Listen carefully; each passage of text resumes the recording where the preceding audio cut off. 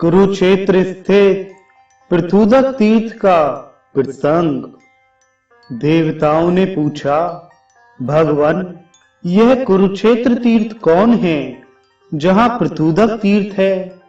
आप हम लोगों को उस तीर्थ की उत्पत्ति के विषय में बताएं और वह पवित्र उत्तम तिथि कौन सी है जिसमें हम सब दिव्य पितरों की पूजा प्रयत्न पूर्वक कर सकें।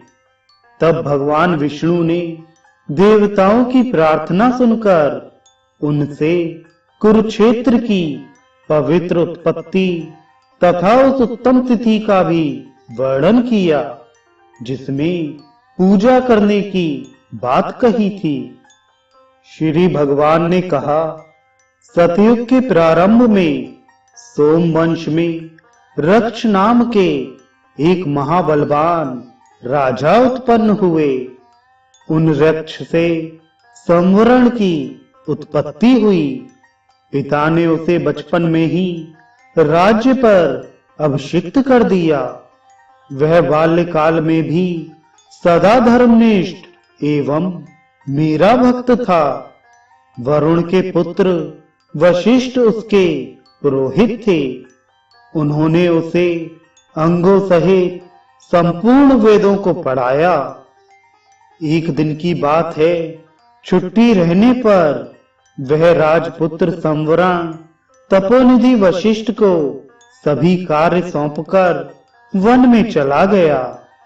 फिर शिकार के लिए व्यग्र वह अकेला ही वैभराज नामक निर्जन वन में पहुंचा।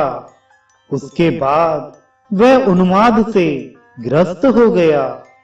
उस वन में सभी ऋतुओं में फूल फूलते रहते थे, सुगंधी भी रहती थी।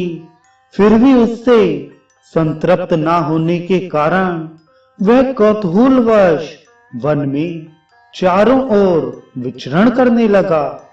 वहां उसने फूले हुए श्वेत, लाल, पीले कमल, कुमुद एवं नील कमलों से भरे हुए उस वन को देखा। अप्सराएं एवं देव कन्याएं वहां सदा मन बहलाव किया करती थी। संवरण ने उनके बीच एक अत्यंत सुंदरी कन्या को देखा।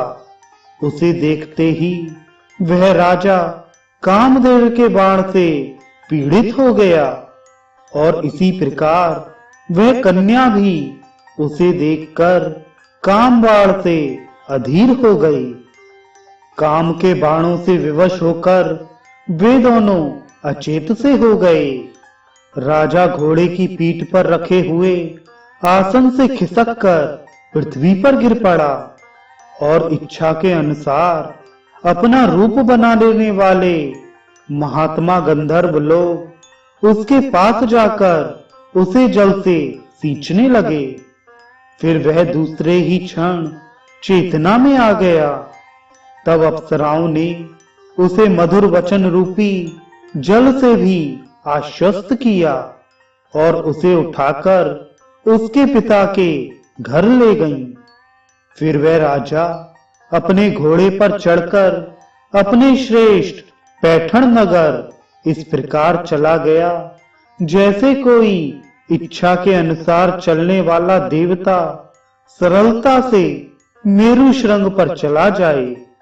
ऋक्ष के पुत्र संवरण ने पर्वत पर देवकन्या तप्ती को जब से अपनी आंखों से देखा था, तब से वह दिन में ना तो भोजन करता था और न रात्रि में सोता ही था। फिर सब कुछ जानने वाले एवं शांत तथा तपस्या के निधि स्वरूप वरुण के पुत्र महायोगी वशिष्ठ उस वीर राजपुत्र को तप्ती के कारण संताप में पड़े देखकर आकाश में ऊपर जाकर मध्य आकाश में स्थित सूर्य मंडल में प्रवेश किया तथा वहां रथ पर बैठे हुए तेज किरण वाले सूर्य देव का उसने दर्शन किया। द्विश्रेष्ठ वशिष्ठ ने सूर्य देव को देखकर प्रणाम किया फिर वे सूर्य के द्वारा प्रणाम के बदले प्रणाम किए जाने पर उनके समीप जाकर रथ में बैठ गए। सूर्य देव के पास रथ पर बैठे हुए अग्नि शिखा के समान चमचमाती जटा वाले वरुण के पुत्र वशिष्ठ दूसरे सूर्य के समान सुशोभित होने लगे। फिर भगवान सूर्य ने उन तपस्वी का अर्ध आदि से सत्कार किया। उसके बाद उनसे उनके आने का कारण पूछा। तब तपोधन वशिष्ठ जी ने सूर्य से कहा, अति तेजस्वी देवेश, मैं राजपुत्र संवरण के लिए आपसे कन्या की याचना करने आया हूं। उसे आप कृपया प्रदान करें।